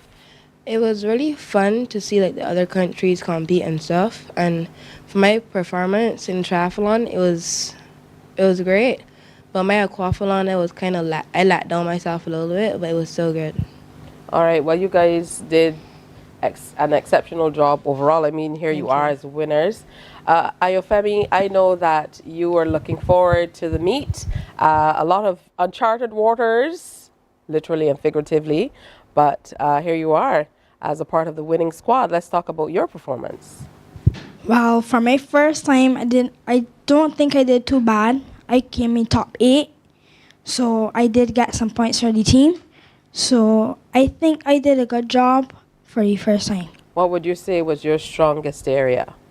Well, overall, my strongest area is always the run. I'm not the best at the swim, but the run really helped, even though I had a little accident on the run. All right. Well, congratulations to you. And last but certainly not least, Asia. Yeah, talk to me about your performance and how you feel overall. Okay, well, on Saturday, that was actually my first CARICOM triathlon because last year when I was on the team, I only did aquathlon. And I was pretty pleased with my performance because actually the swim is my weakest part. So I was just trying to stick with somebody, which that did happen. I was able to stick with the Trinidadian, sorry. And then I just tried to hold on with the biking because we were able to draft for a little bit. But then I had an incident on the hill where I got dropped because of my gears. And I just powered through on the run because that's my strong point. So, and I was able to get some points for the team. But in the aquathlon, seeing that the swim is my weakest point, I was a bit behind in that. But then I was able to make up some time on the run and still also get some points for the team. All right, well, the good thing is we have an entire year to kind of prep and get ready to make it a 4. For you, Finn, still studying outside of the island and competing, what are your hopes for the coming years in terms of your involvement in this particular sport? I mean, I have a couple races when I go back up next year. My season ready for this year is for the most part done. Maybe 1 or 2 upcoming events, but nothing as major as this. But just back to training really soon, and hopefully when I come back next year, I'm faster, better, and could do even better than this year and make sure nobody comes to try steal one of my golds. All right, there he is. He's claiming them already. I don't think the college crew was ready for you to go yet. However, you have gone on, so we wish you the very best for that as well. Thank What you. about you, Zach? What are your hopes in going forward for your performance and bettering what you've been able to do? Yeah, hopefully I come back stronger, faster. Hopefully we win for a 4th year in a row. And yeah. All right, Victory. Moving forward, we heard that you weren't at your best this time around, but again, an entire year to continue on the sport. You think that this is something you want to power through and continue on with? Yeah, I hope to better my swimming so that next year I can get out in front and I'll do better in my run because the run is my best thing. So I'll just use my run to get more in front. And Ayo, now that you've had this experience behind you, how do you think it will prepare you for your involvement in the sport going forward? Well, I think since I didn't come come late in the top 10, but gave me top 8. I think that is good since this is my first time. So I think hopefully I'll do better next year. I think I'll do better next year. Hopefully I can get a medal, like first, second, or third. So yeah. Absolutely. And for you, Asia, what are you hoping? I know that when you compete at this level, it really kind of gives you some legs to be able to move forward outside of the island, maybe like Finn. How are you looking forward to this sport kind of helping to shape where you go in future? Well, the thing about sport actually is not just about sports. Obviously, you can use the discipline that you apply to your athletics in your school life and what's not, which that is definitely something that I have learned. But hopefully I am able to get far with the triathlon, so it will be able to put me out there on the world stage, and so I can go overseas to probably study abroad. All right, well, congratulations to all of you. And, I am really happy to have seen some of you last week and now to speak to you after you've done so well for Barbados and for yourselves. Yeah, we're going to meet some more of the members of the team after this.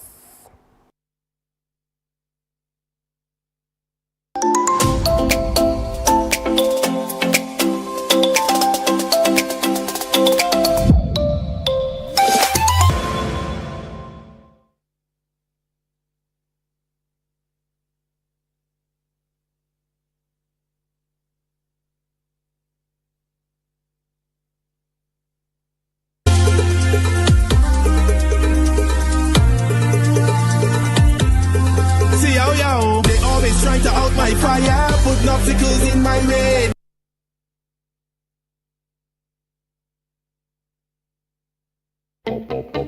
We enjoy a game of dominoes and singing karaoke. I just love cruise. When you love me just a little bit longer. You get to relax and have a drink and listen to some nice music. It's something different. It's spectacular. It's fabulous. It's a different feeling altogether.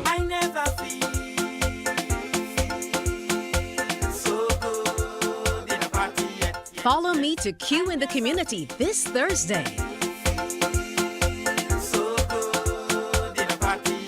You know why? While you go about your business, we go about our business, and that is gathering the news. Stay up to date at CBC News Barbados on Facebook, Instagram, and Twitter. Get news update on radio throughout the day. And join us for the CBC News Night at 7 every night. CBC News team is on the job and bringing you the news. Always trying to out my fire, put obstacles in my way. The Father wake me up this morning, this is what he said. I'm a winner, I'm a winner, I'm a winner. This is winning season. I miss nothing can hold me down. I'm a winner, I'm a winner. I don't have no time to study people. I miss nothing can hold me down, cause I come out here to win.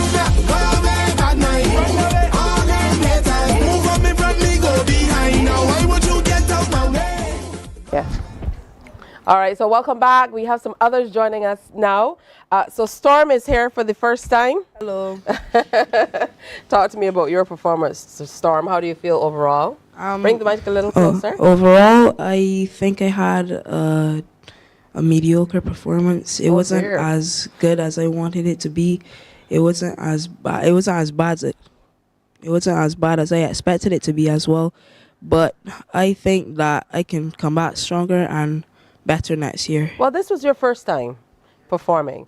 So I think sometimes the expectations that you have going in, they can be a little different once you kind of hit the ground and figure out what's happening. So what did you learn? And what are some of the things you're going to take into competition as you go forward?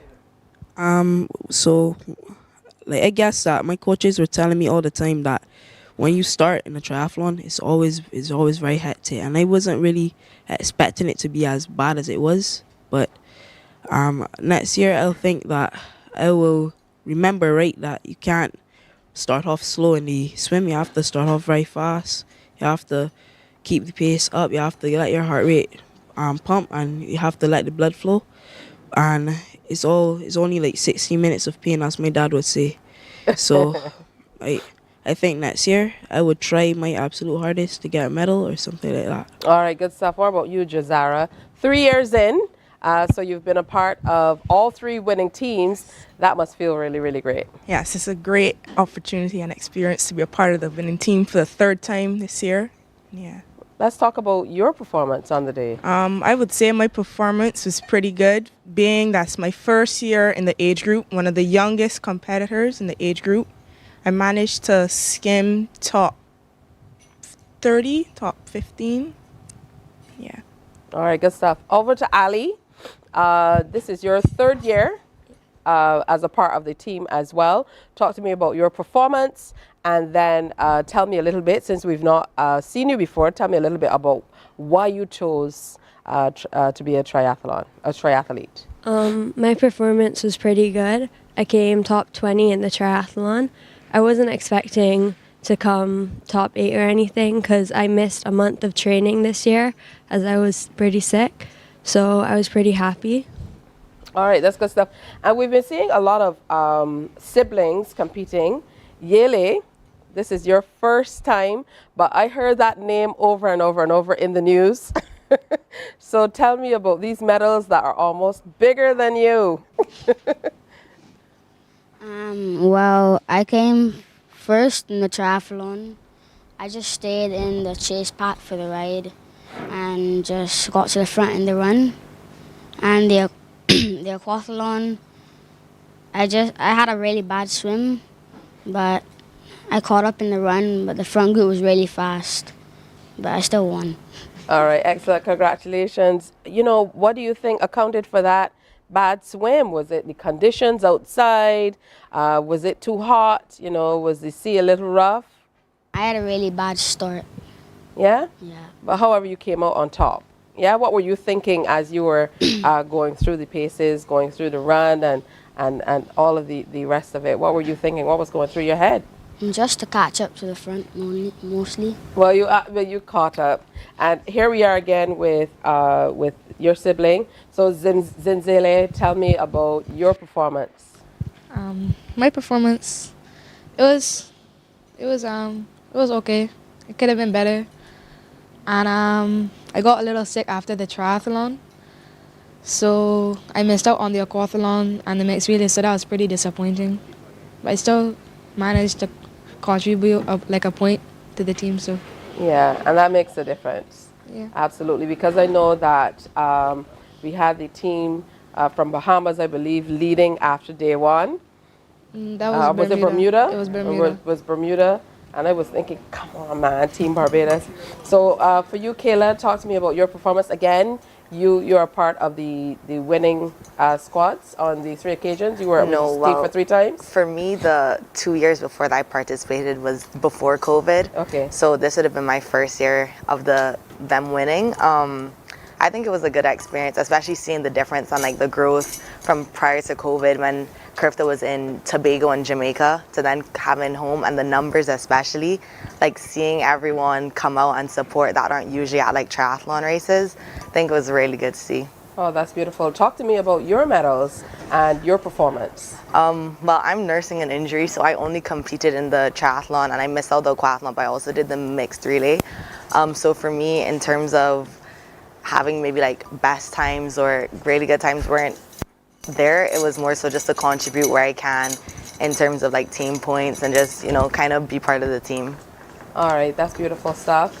You know, your hopes, and I've been asking this of some of the older members of the team, your hopes for be able for carrying it through, kind of pushing through and having the sport take you to, you know, bigger and better places. Yeah, well, for right now it's to kind of just recover. And then after that, I go back off to school. So it's to really just finish off my last 2 years in triathlon there and just compete as best as I can. All right. Of course, I know it must be great to be home, but school has started in a number of places already. So, you know, it's heading back out at this stage. Yes? Yes.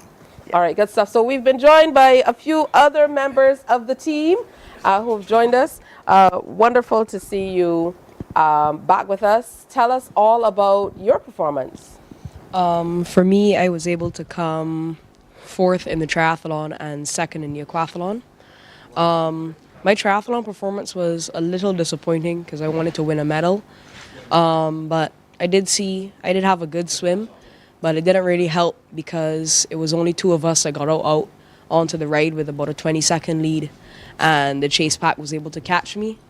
And I didn't have my best run in the triathlon, and in the aquathlon I was able to get out to swim in second again, and was able to finish it with a good run. All right, good stuff. I want to get everybody in here. The time is getting a little slim, so come around a little bit, come forward, pass the mic down. Remember to introduce yourselves as well. I can't remember all the names. I'm getting a little old, like the parents in the background.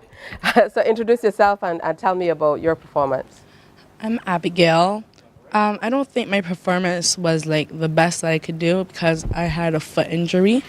So my run wasn't the best, but I think my swim was pretty good, and I'm proud to be on the winning team. Oh, that's excellent. Up next. Hi, my name is Elisha Beckles. I was in 11 to 12. I did aquathlon. It was my first time.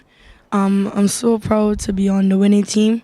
My first time as well. So, yeah, it's good to have a medal like this to bring home. My mom was in tears as well because she was happy. So I'm glad my family was there to support me and everything. So, yeah. All right, good stuff. I'm Jayla Marie. This is my first year doing CARICOM in 11 to 12. I'm really proud of my triathlon performance because I came in top 8 and was able to contribute a few points. I'm a little disappointed with my aquathlon performance. It wasn't as good as I was hoping. But overall, I'm really proud to be representing Barbados and that we came first. So, yeah. All right, congratulations. Here's another little one. I'm Aiden Lifcott.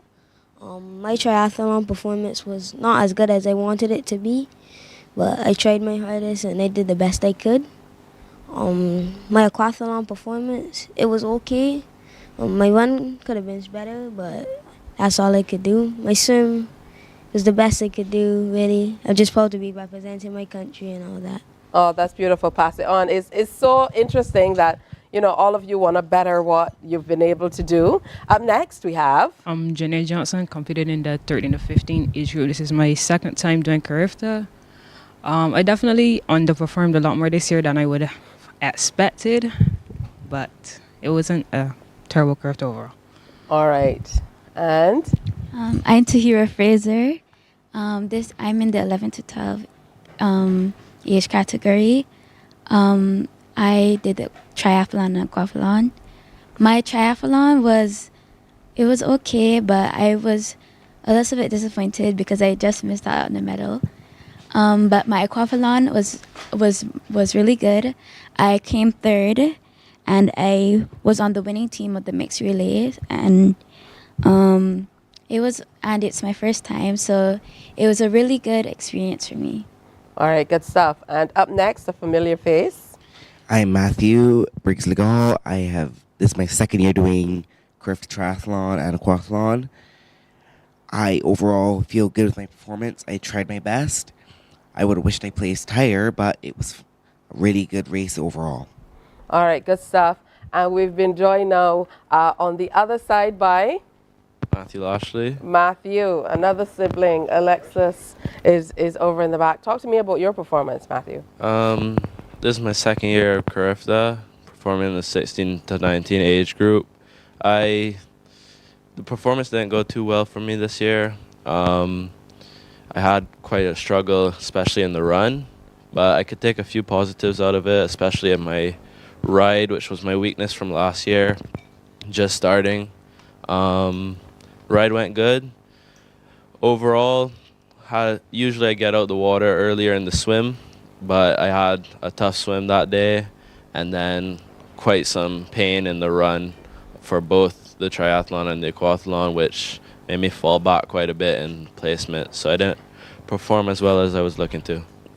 All right, I want to congratulate all of you. I know that you kind of see, you know, your performances and you want to do that. You want to better what you've done, which is always wonderful in sport. But I'm sure you're happy to be a part of the winning team, as most of you said. And I know it takes a lot of hard work and dedication to be able to get to this place and representing a Barbados team is a big win in and of itself. So congratulations to all of you. Indeed, the entire team. We've now joined the parents. That would be Itanya in the back dropping medals.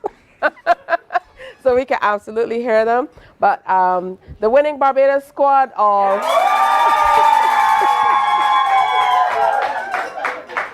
Yeah, next time we have to make it a real celebration. Yeah, but feeling really good that they were able to do the triple. 3 times Barbados has taken this title, this time around on home turf. And it truly was a convincing win. I think the people in 3rd place were, you know, they had like 50 points or something like that. And we were heading hard to 200. So congratulations, guys. Every single point mattered. That's it for Morning Barbados. A little over the time today, but I'm sure you'd understand. Coming up tomorrow, we're going to tell you about the upcoming Democratic Labour Party conference. We're also talking HR with the Human Resources Management Association of Barbados, but that's tomorrow. Today, the celebration continues here from the CBC. Have a good one. And remember, when you see these guys out and about and at school and so on, say, yeah, that's the winning squad. Hey, have a good one. Bye-bye. Wake up, wake up, wake up, wake up. Barbados, get up.